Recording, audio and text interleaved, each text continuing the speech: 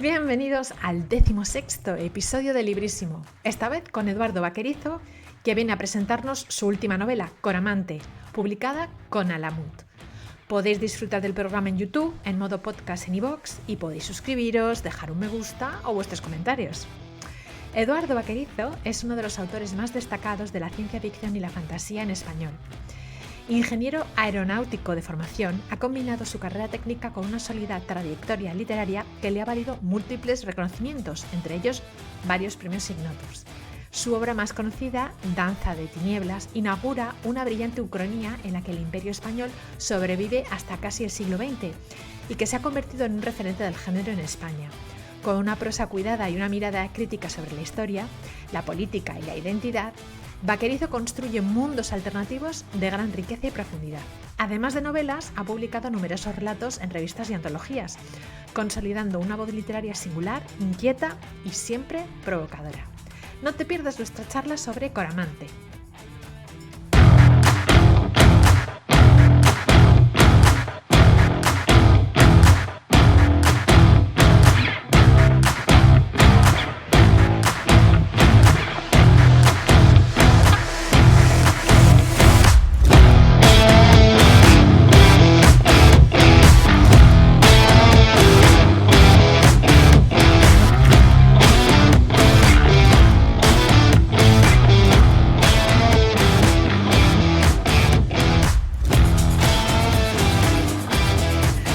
Pues ya estamos en el 15º episodio de Librísimo. No, 16º, me equivoco, 16º. Tengo un lío de episodios aquí, es que ya llevamos 16 episodios, no me lo puedo creer.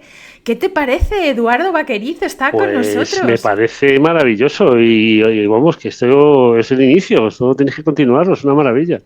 Bueno, la verdad es que hemos tenido mucha suerte porque hay una mezcla de autores y autoras nacionales y extranjeros muy interesante para exponer, para presentar las novedades que están saliendo en español en ficción especulativa. Y este es nuestro pequeño espacio para hablar de ellas y para que quede ahí para la gente que no pueda ir a las presentaciones, que siempre os decimos, si podéis ir a apoyar a los autores y autoras, ir a las presentaciones, ir a las firmas, comprad, porque bueno, estamos aquí para eso, para haceros soñar, y eso nos puede ayudar mucho.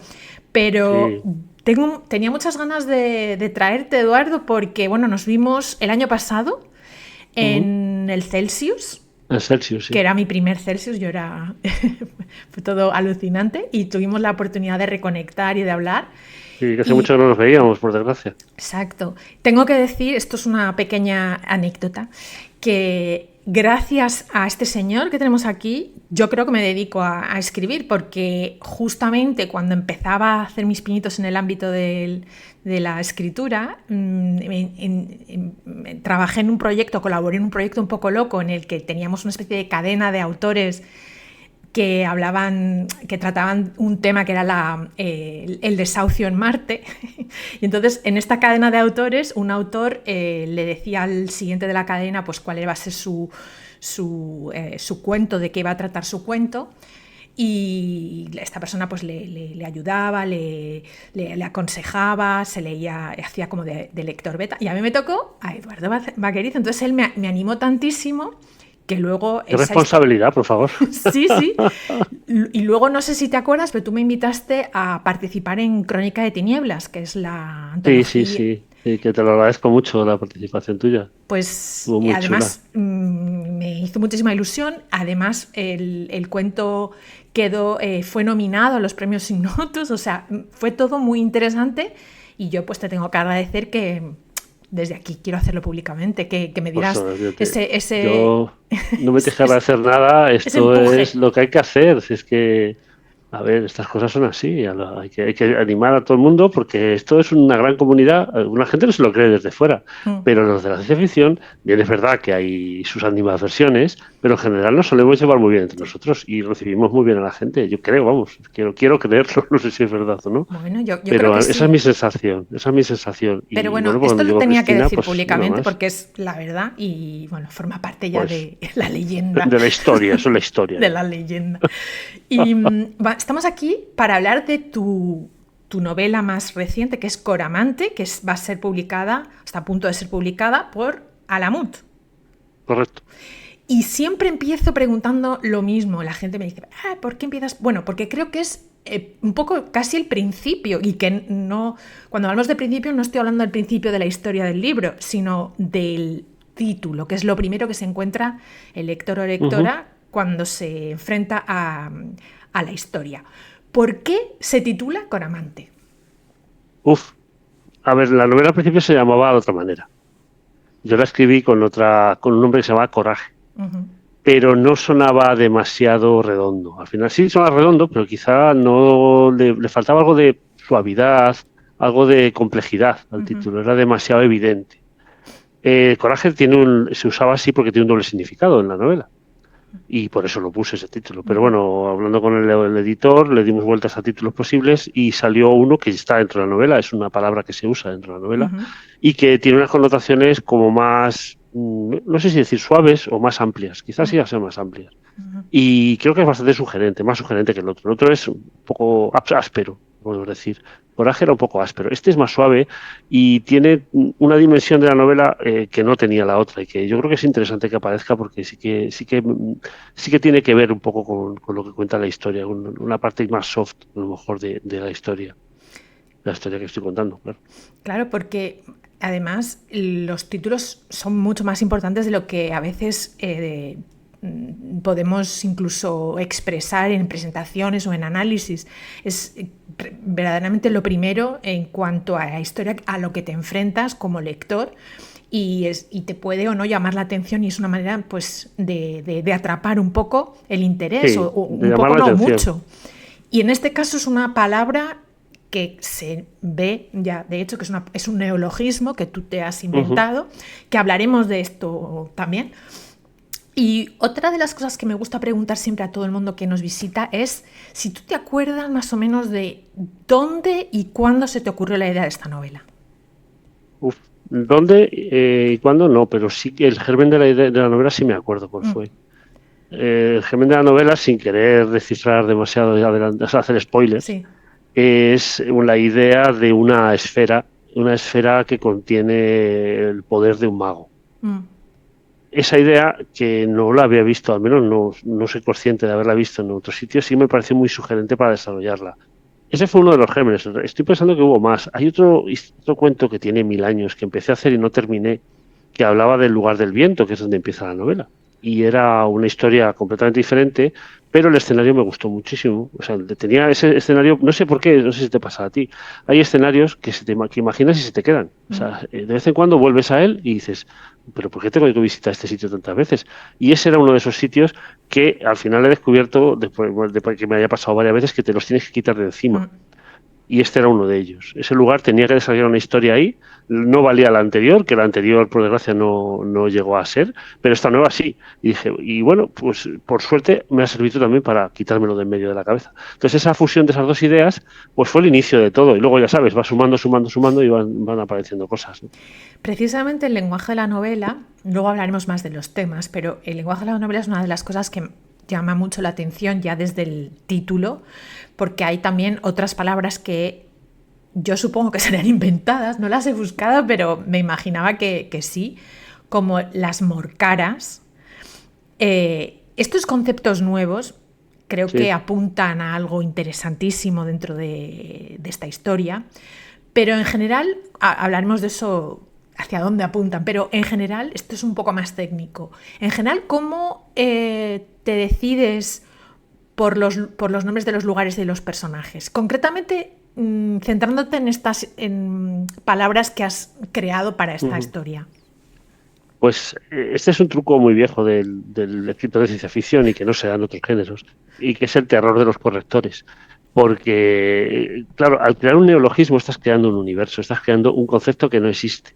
Si tienes buena suerte y el neologismo, de alguna manera, visualmente, no, sonoramente, refleja algo de ese mundo extraño que tú quieres contar y que no existe, pues ya te va metiendo en la historia. O sea, es una forma de decir, bueno, este mundo que estás viendo se parece al nuestro en muchas cosas. Al final los protagonistas son humanos y son seres humanos y eso es muy evidente, pero el escenario no es el mismo. Ni su cultura, ni su historia, ni nada de lo que han vivido, de la parte cultural, de su herencia, es la misma que tú tienes. Y es una forma de decirle al lector, oye, cuidadito que esto no es lo de siempre, esto es otra historia. Aquí es donde los lectores se dividen, hay unos que salen corriendo y otros que se quedan. Eso me ha pasado mucho con lectores que han leído, por ejemplo, Danza de Tinieblas, que tiene muchos neologismos también, y que dicen, joder, me paso media novela con el diccionario en la mano y no aparecían tus palabras. Digo, claro, que son inventadas. Bueno, es como, no sé, parece que hay gente que les sienta mal, pero yo creo que es una forma, a mí me gusta leer relatos en los que el mundo tiene cosas que me llaman la atención y me parecen curiosas y que me despiertan la imaginación. Y esa es la intención, básicamente, crear un universo creíble y coherente en la mente del lector. Y ya sabes que las palabras tienen mucho poder y evocan muchísimo. Entonces, si consigues dar con una palabra que tenga una sonoridad y que reflejando un objeto que luego puedes describir y es una cosa común, como un animal, que tampoco es tan raro el animal que sale, pero con ese nombre ya estás diciendo que hay unos señores en ese sitio que le han dado un nombre que no tienen las cosas de nuestro mundo. Esa es un poco la historia de los neologismos. Sí, porque realmente nunca los describes. Ninguno de estos conceptos están explicados como tal. Claro, una vez que vas leyendo te vas dando cuenta por el contexto y por todas las acciones que suceden, por la acción propia de los personajes, te das cuenta de lo que estamos hablando, de lo que se está tratando en la historia. Entonces, no son neologismos que te impidan avanzar, aunque no sepas el significado exacta. ¿No? Yo al principio pensaba que las morcaras eran cabras, pero luego pensé, a lo mejor son vacas, y luego pensé otra cosa que no quiero comentar porque si lo comento, a lo mejor hago un spoiler. Entonces, que me parecía muchísimo más interesante. Pero bueno, al final da igual, no es tampoco necesario saber exactamente qué son. Pero eso es una característica de los lectores de ciencia ficción, que somos muy abiertos a la hora de leer. Si a otro tipo de lectores no les pasa. Necesitan claro, es que su referencia es el mundo real, claro, y la nuestra no. Y entonces a mí me gusta mucho leer novelas en las que me lanzan retos de ese tipo, porque me abren la mente a otras cosas, a otros universos, a otras realidades, ¿no? Que es la forma correcta, sin irte al final de la nuestra, porque al final las novelas están ancladas en la cultura del que las escribe, no es así. Pero sí que te permite jugar con un sentido del extrañamiento que es muy, muy divertido. A mí me resulta muy... Pues eso, yo cuando leo quiero leer eso, entonces lo escribo igual. Es yo creo que se nota que te ha divertido creando este mundo y estos conceptos. Vamos a hablar un poco de los personajes antes de entrar más a fondo en la temática. Me gustaría saber quién es Virua. Pues es la protagonista de la historia, aunque la mitad no, 3/4 partes de la novela no sale, pero sí que es la protagonista, está todo el rato, aunque en su presencia a veces sea elíptica. Elipsis. Es una persona que tiene una gran cualidad, creo yo, que a la vez es su gran maldición. Es de ese tipo de personas que, viviendo en una cultura, quieren salir de ella y consiguen superar sus limitaciones o lo que el papel que te ha asignado en la sociedad, y cambian, y crecen incluso por encima de las expectativas que una sociedad puede limitar a alguien. Y eso me parece algo tan valioso y tan raro que a ese personaje le puse mucho cariño porque me parecía muy valiente. Y ese es el personaje de Virua. La protagonista, una chica que de momento, un día, debido a ciertas circunstancias que no vamos a contar todavía, a lo mejor luego sí, encuentra que el mundo no es como ella piensa que es, sino que es mucho más grande, mucho más complejo y mucho más maravilloso. Luego hay otros personajes muy interesantes. Yo, para no eternizarnos hablando de los personajes, destaco a Juana Lasco, que aparece como hacia el final, es la parte final. Y luego también hablaremos de la estructura de la novela. Y quería saber si existe algún cierto paralelismo o ciertas cuestiones que puedan identificarse entre Virua y Juana. Sí, y tienen relaciones con el mundo real. Últimamente, porque tengo una niña, estoy muy concienciado en temas de las limitaciones muchas veces transparentes y completamente invisibles o muy difícilmente detectables que tiene la cultura a la hora de las chicas, las niñas, permitirles acceder a profesiones como por ejemplo pueda ser científicas, técnicas, incluso de otro tipo también. Son lazos invisibles que te cierran. Y esos dos personajes yo creo que son personajes que logran romper esos lazos. Y eso me interesó mucho contar esa historia porque creo que es algo que es difícil de ser consciente. Y todas esas cosas que son difíciles de ser consciente, la literatura, sabes que tiene el gran poder de hacerlas evidentes. A través de técnicas, bueno, pues ya sabes, las narraciones, empiezas a contar una cosa, parece que una novela va de una cosa y va de otra. Entonces, esos dos personajes en concreto son precisamente eso, son personajes que desafían su cultura y intentan romper limitaciones que no son tampoco, que decir, no es como el cuento de la criada, cosas muy bestias, muy evidentes y muy fáciles de ver, sino mucho más sutiles, ¿no? Que son yo creo las peores, porque son las que no te das cuenta de ellas. Y son los dos valores que unen a esas dos personas, yo creo. Y yo creo que se nota también que has tratado con bastante cariño estos dos personajes, bueno, todos, ¿no? Pero en general se nota como que les has querido dar una cierta, bueno, un protagonismo y remarcarlos de alguna manera, y esto se nota en la narración. Y vamos a hablar un poco también de la novela en sí, de la historia. Yo tengo que confesar que cuando empecé a leerla, pensaba que iba a ir por un sitio y después aquello dio una vuelta, un volantazo. Dije, pero bueno, esto, ¿qué ha pasado aquí, Eduardo? Entonces, no me lo has liado. Me ha gustado mucho esa sorpresa que yo particularmente pues agradezco, para que las cosas no sean obvias y sean todo muy previsible. Realmente no sabía que esto iba a terminar así o que la historia iba a desarrollarse de esta manera.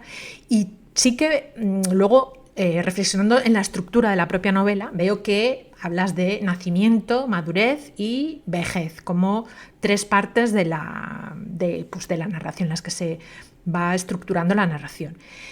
Y en este sentido, creo que uno de los temas importantes que tratas, aparte de los que ya has mencionado al hablar de los personajes, en este caso de la protagonista y de uno de los personajes del final, es también el desarrollo de las civilizaciones, cómo se van construyendo, cómo se van desarrollando, hacia dónde van, esos saltos que suceden a veces por el desarrollo de la cultura, y cómo creo que también de alguna... Bueno, no lo sé, esto es una cosa mía.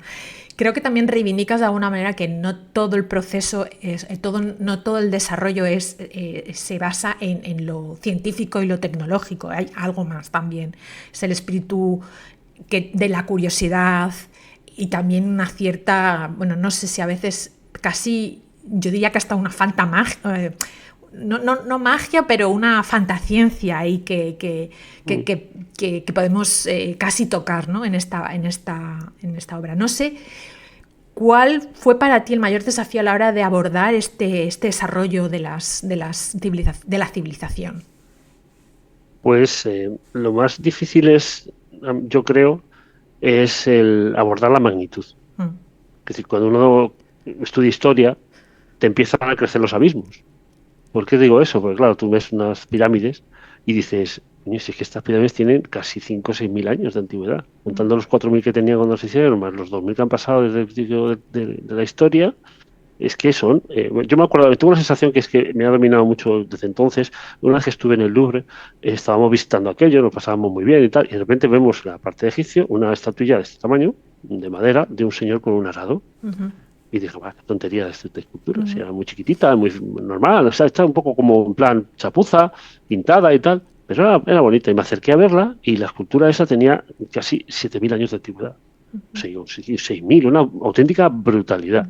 Y claro, a mí se me vino el abismo encima, pues dije, es que esto tiene una cantidad de historia acumulada brutal. Entonces, ese abismo, que todo el que le ha gustado la historia al final lo termina sufriendo en algún momento, ese vértigo del paso del tiempo, es lo que yo quise contar en la novela. Y por eso tiene esas elipsis tan grandes, porque es la forma de trasladar al lector entre épocas sin dejar de... Él que ha sido consciente de una época de la historia porque se la he contado yo, con detalle, pasamos al futuro y vemos cómo mira el futuro a ese pasado y ve ese abismo de distancia. Y eso es un poco lo que he intentado transmitir, esa fascinación que me produce a mí ese paso del tiempo tan brutal, esa evolución de las civilizaciones que, bueno, lo último que se ha descubierto es que la ciudad más antigua del mundo debe tener 14, 15 mil años. Es una auténtica pasada. Y claro, ese tipo de abismos, esos tipos de... A ver, lo bueno de la literatura, a diferencia de otro tipo de ensayos, otro tipo de formas de escritura, es que es fácil, no es fácil, relativamente fácil llegar a comunicar esas cosas. Es una herramienta que funciona muy bien para eso. Y cuanto a lo que dices tú del espíritu, pues, a ver, también a lo largo del tiempo me he dado cuenta, yo siempre he sido muy cartesiano, muy cuadriculado. He pensado ciencia, todo ordenadito, a 2 más 2 es 4, pero me he dado cuenta que el mundo no lo controlan los 2 más 2 más 4, lo cuenta la narración. O sea, cómo narras las cosas. La narración te construye una imagen del universo, de tu universo personal. Ya no estoy hablando de literatura, sino de tu forma de ver el mundo. Entonces, dependiendo cómo cuentes esa historia, vas a vivir el mundo de una manera o de otra. Eso tiene un poder inmenso. Y también un poco sale en la novela, esa forma de narrar y de construir la realidad, que en gran parte es ficción y es literatura, directamente influye en cómo haces la historia y qué cosas quieres hacer. ¿Por qué le llegamos a la Luna? Porque un señor se le puso las narices y contó, ilusionó a una nación entera para desarrollarlo todo para subir allí. Sino de que iban a hacer ese esfuerzo. ¿Por qué se hicieron las pirámides? Porque dijo el faraón que había que hacerlas y les convenció y se pusieron a hacerlas y a pesar de lo que piensan muchos, no eran esclavos los que construyeron las pirámides, eran trabajadores y gente implicada en la construcción de las pirámides. Eso es lo que mueve montañas. Eso en gran parte es el germen de la civilización. Yo, si me lo permites, sí que he notado, porque bueno, conozco otros trabajos que tú has publicado anteriormente, entonces sí que he visto una cierta progresión en eso que tú decías, de que siempre te había notado muy cartesiano, muy analítico, muy centrado, pues eso, pues en el progreso, la tecnología como maneras de abordar la ciencia ficción, o una de las posibles maneras de abordar la ciencia ficción. Y de alguna manera me sorprendió este enfoque porque no me lo esperaba y sí que entendí que, por lo menos yo lo he interpretado de esa manera, que era como una evolución de tu forma de entender, pues eso, la cultura en general y el desarrollo. Y entonces eso, la verdad que te tengo que decir que me gustó mucho ver que estabas evolucionando hacia otras cosas que no había visto en tu narrativa hasta ahora. Hombre, lo que tiene ser viejo, que emociones. Entonces, ¿cómo? A ver, ya sé que las etiquetas no son necesarias y muchas veces nos entorpecen o simplifican demasiado, pero si tuvieras que definir esta obra, ¿la encuadrarías en una fantasciencia ficción o realmente es para ti, se encuadraría en ciencia ficción? Es que la novela empieza siendo fantasía y acaba siendo ciencia ficción. Entonces la puedes ver de las dos maneras. Vale. Porque está hecho así aposta, además, no es algo casual. Sí. Lo que pasa al principio, si lo interpretas, es lo que te decía un poco del vértigo de la historia, si interpretas lo que pasa al principio desde el punto de vista del final, se entiende como algo científico. Y al revés, o sea, si interpretas lo que pasa en el futuro, porque bueno, la historia cuenta una segunda civilización, ha habido una anterior. Si interpretas lo que ha pasado, esa evolución que fue un fracaso desde un punto de vista mágico, también se entiende. Entonces ese es un poco el dualismo que he manejado en la novela. Y de hecho, ciertos avances tecnológicos, cuando no se explican y no se comprenden, pues son totalmente... o sea, puede parecer magia realmente, o sea, que no es tan descabellado. La tercera ley de Clark dice que cualquier cosa que es suficientemente avanzada es indistinguible de la magia. Exacto.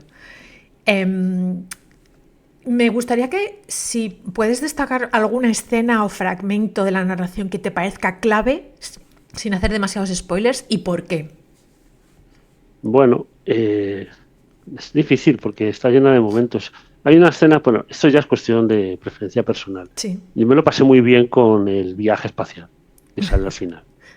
Claro. Pero porque me retrotrajo un poco a ciencia ficción muy clásica que he disfrutado mucho y me lo pasé muy bien haciendo eso. Y luego también me lo pasé muy bien con las vivencias de este pueblo inventado, que me gustó mucho meterme en su forma de pensar y en sus costumbres intentar ver cómo pensaban, y eso me hizo pues, casi cogerles cariño. Parece mentira, pero es verdad, parece que es un sitio que si existiese, que no existe, me gustaría visitar alguna vez.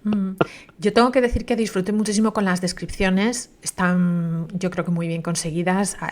Tengo bastantes frases subrayadas porque me parecían muy bien pensadas, muy bien buscadas, muy bien encajadas, y por eso también te felicito, porque Gracias. también entiendo que no era fácil precisamente eso, exponer esa civilización o esa sociedad no sé, es que no sé cómo definirla y tampoco quiero dar mucho... Preindustrial, sí. Preindustrial, Sí, bueno, exacto. sí.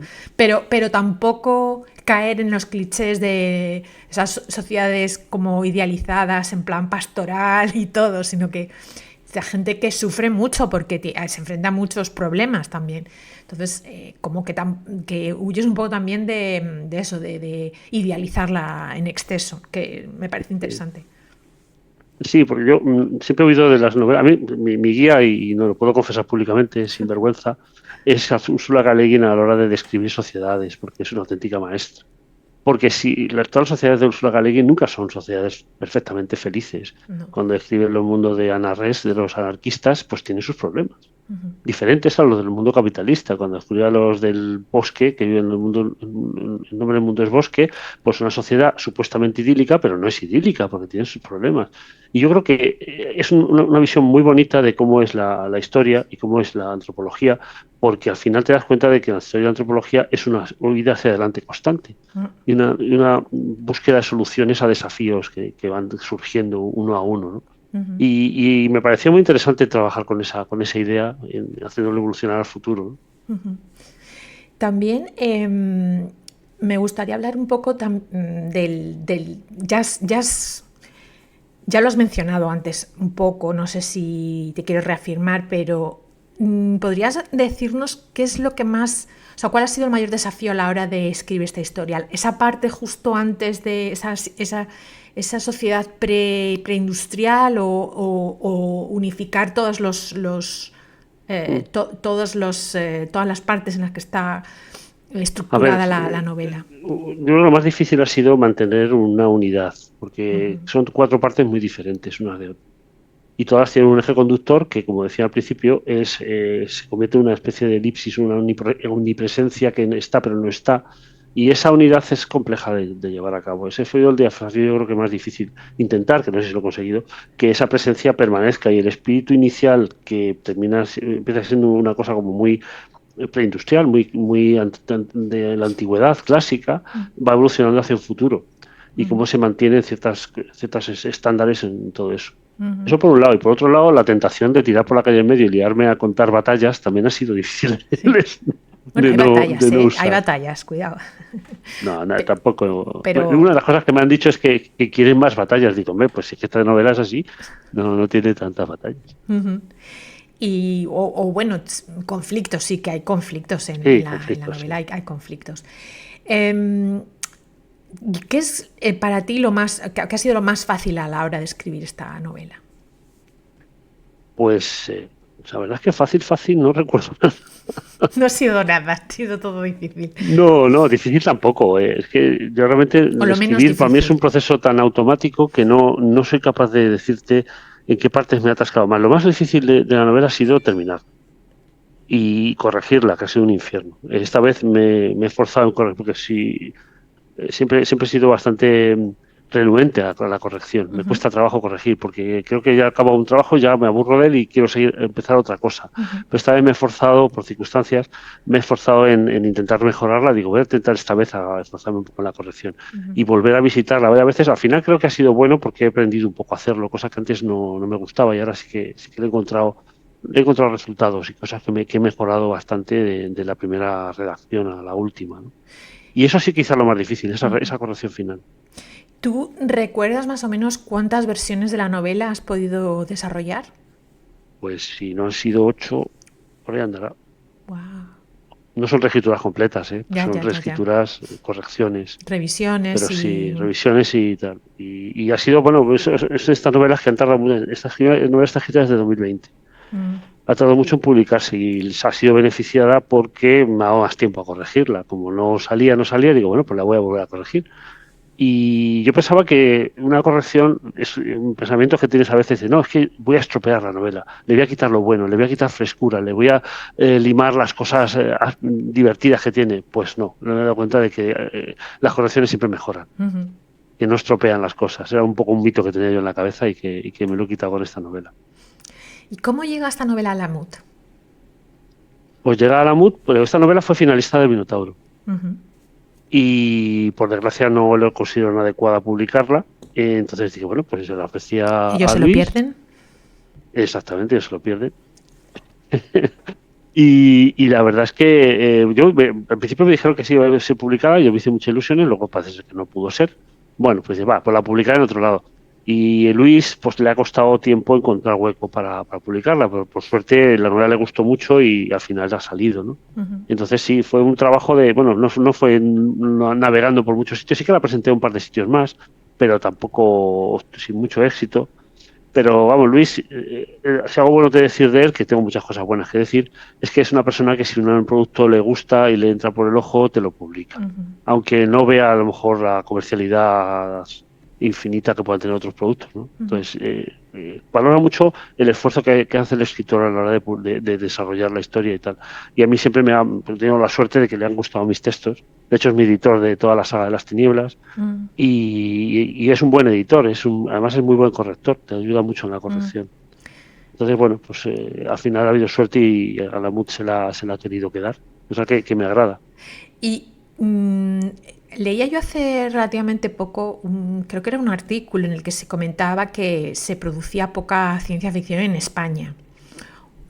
Y me gustaría saber qué opinas tú. ¿Crees que realmente hay poca producción? ¿Que quizás lo que ocurre es que no se publica? O sea, sí se escribe pero no se publica, que se beneficia o que se da prioridad a autores y autoras u obras extranjeras que se traducen. ¿Qué opinas sobre esto? Porque a mí siempre me parece que no se produce suficiente, nunca se produce suficiente ciencia ficción. A ver, yo por comparar con el mercado americano, que tú conoces mejor que yo, seguro, ¿por qué hay grandes escritores en el mercado americano o en inglés? Porque publican muchísimo. A ver, las grandes obras surgen de un lecho de obras mediocres, eso es así. Entonces, si en nuestro país hay pocas obras publicadas, no puede haber grandes obras, y si no hay grandes obras parece que el género no brilla. Eso es un poco el problema que yo siempre he visto en la ciencia ficción, que nos falta masa crítica, creo yo. Siempre ha habido buenos escritores, pero no hemos tenido, es decir, el tirón que pueden producir unos escritores americanos o que vienen ya con unas ventas, les avalan unas ventas muy grandes en su país porque hay muchos lectores. Nosotros no lo hemos tenido, que eso podría ser un argumento muy bueno para que el mercado editorial cogiera tus libros, ganase dinero con ellos y se animase a crear líneas editoriales de edición. Por desgracia, las líneas editoriales de edición que han salido en España nunca han sido muy superventa, más bien mediocres o poco rentable. Entonces eso la industria lo ha alejado. Si la industria se te aleja, solo queda la industria pequeñita de las pequeñas editoriales, que es lo que tenemos ahora. Ahora bien, dicho esto, también hay que decir que hay productos magníficos y comparables 100% con cualquier otra literatura de otro país. Yo creo que coincido. El problema básico es que el público lector no confía en nuestros productos. Todavía no sé muy bien por qué. Lo he intentado analizar un par de veces, pero no lo descubro. No sé por qué te puedes leer lo que escriba China Miéville y no te puedes leer lo que escribe Alfredo Álamo, que es un pedazo de escritor. ¿Por qué? Porque parece que Alfredo Álamo lo tengo aquí en la esquina, le conozco, es amigo mío, me ha editado un libro, no le da la importancia que tiene, a lo mejor tiene la misma. No sé si es un efecto de localidad. También se habla, el fandom también es un sitio muy pequeño, nos conocemos todos. Entonces, ese por un lado es muy bueno porque permite una comunidad muy estrecha, pero por otro lado parece que la distancia de los grandes autores como que les da más aura, ¿no? Les hace más atractivos para la hora de leerlos. No lo sé, la verdad es que es complicado. Es complicado y creo que hay muchos factores también que influyen. Por cierto, Alfredo Álamo ya sabéis que vino a Librísimo, así que no os podéis perder ese episodio. Que ahora mismo no me acuerdo qué número, porque hemos hecho ya tantos. Ya una pregunta que va sobre cosas más técnicas. ¿Tú eres una persona que revisa mucho cuando va escribiendo o sea, al mismo tiempo que va escribiendo vas revisando bastante o te gusta escribir los manuscritos enteros y luego hacer revisiones a posteriori? No, yo escribo de tirón. porque si no, si me detengo, vamos, así que releo lo que he escrito el día anterior Claro. y sigo. ¿Qué problema tiene eso? Pues que a veces tienes que tirar material.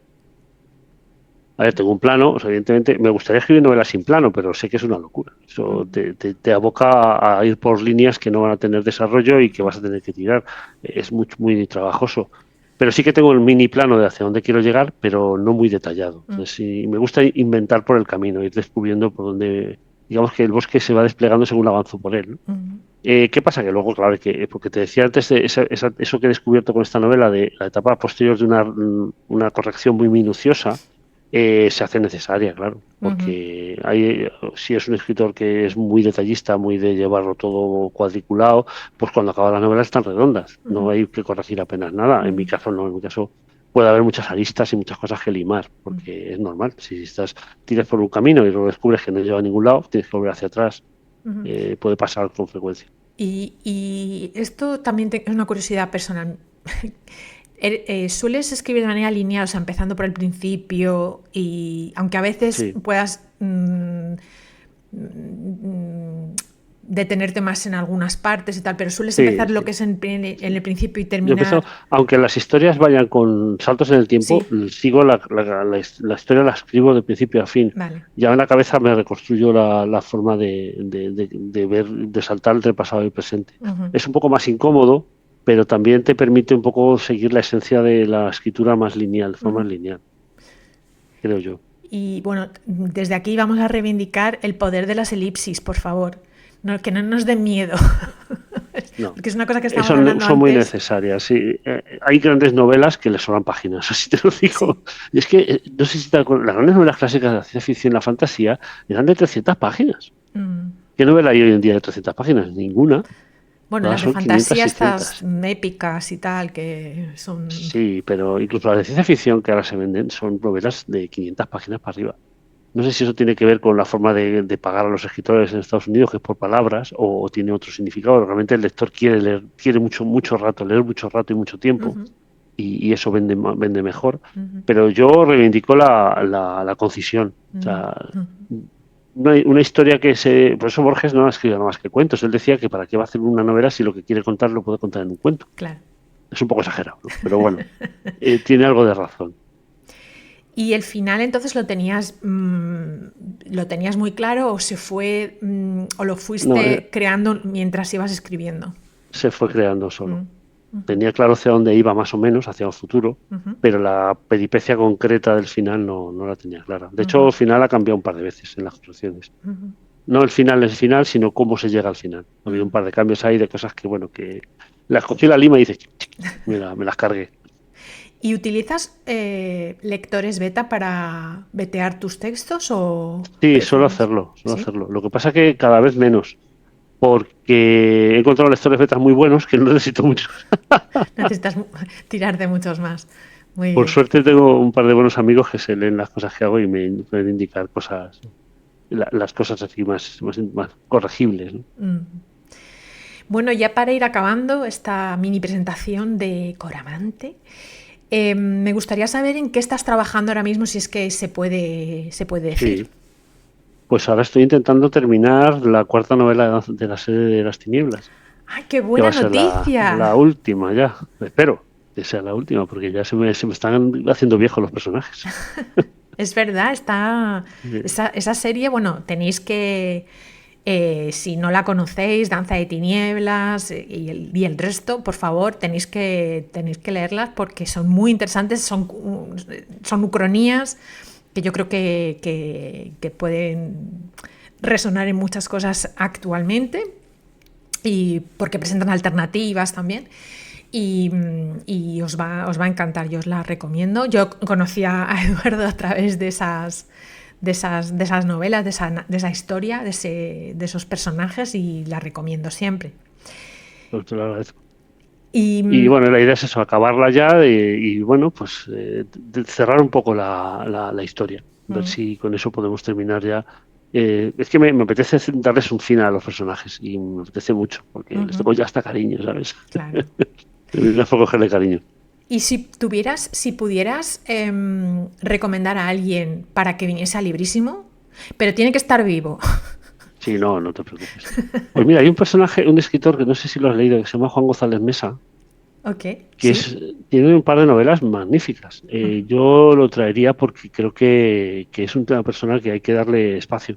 Hay ujú, que dar espacio. No es muy leído, yo creo, y yo me leí un par de ellos de novelas suyas, y la verdad es que es muy buen escritor. Creo que ujú. debería potenciársele más. Es mi opinión personal. Vale, pues tomamos nota porque estamos aquí preguntándole a todo el mundo a ver a quién les gustaría ver en un próximo programa de Librísimo y tomamos nota de todo pues para ir conspirando en nuevos episodios que Genial. podamos traer. Otra Y cosa no será, pero escritores anda que no hay. sí, hay muchos, pero tienen que traer novedades, que es lo que Sí, hacemos eso en es la Librísimo. historia. Entonces, no todo el Normal, mundo normal. presenta... Pues no sé si tiene alguna novedad, la verdad. Pero le puedo preguntar. La verdad es que muchas veces lo que pasa es que hay periodos así más planos y otros en los que como ahora hay muchísimas novedades, pues de cara a Ujú. a la Feria del Libro y a todos los festivales que empiezan Sí, ahora. Entonces, correcto. la verdad es que se presenta una primavera y un verano bastante interesantes. Ya, pues Y compraremos ya, todos muchos libros para leer en verano, en la sí, playa. exacto, no hay mejor momento. Bueno, siempre es bueno, siempre hay momentos, siempre es un buen momento para leer, pero bueno, como si nos hiciera falta alguna excusa. Y Exactamente. ya para terminar, me gustaría saber cuál ha sido el último libro que hayas leído que recomiendes muchísimo porque te parece que es estupendo y te lo pasaste fenomenal al leerlo. Pues te vas a reír, pero es un cómic. Ah, pues no, ¿cómo me voy a reír? No, para Se nada. llama Shangri-La, es un cómic sobre la exploración espacial y es muy chulo. Tengo por ahí el autor. Ujú. No, si de memoria no me lo sé, pero te lo Es un puedo. cómic, me has dicho, ¿no? Sobre la... Vale, La exploración espacial. vale. Pues nos lo apuntamos porque estamos también creando una pequeña biblioteca de títulos de todas las personas que nos visitan para recomendarlo y esta Es de un recomendación... francés, se llama M. Babret. Vale. Babret es de está publicado en Francia. Bueno, es un autor francés. Es súper interesante porque va de una cosa que me vuelve loco, claro, que es la exploración espacial. Claro. Entonces, La cabra, bueno, en este caso tira al la monte. morcara siempre tira al La monte, ¿no? morcada tira al monte, exactamente. Muy bien, pues muchísimas gracias, Eduardo, A ti, por Cristina, haber muchas venido al gracias. Librísimo. Tenéis todos, por favor, que leer Coramante. Recordad que Eso. viene con Alamut. Luego haremos examen a ver si lo habéis Exacto. leído y aprobáis. Y yo espero que nos volvamos a ver aquí, bueno, en cualquier sitio, pero aquí sobre todo para hablar de tus nuevos proyectos. Espero que sea esa novela en la que estás trabajando o cualquier otra que se vaya a publicar. Y ya sabes que esta es tu casa. Pues muchísimas gracias por la atención y el cariño que me has dedicado. Y nada, espero que la novela la hayas disfrutado y que los que la vayan a leer pues también tengan la oportunidad de pasarlo bien. También como al menos como yo lo hice escribiéndola, que es la aspiración máxima del escritor. Aparte de hacerse rico, no lo olvidemos. Vale, muchas gracias, Edu. A ti.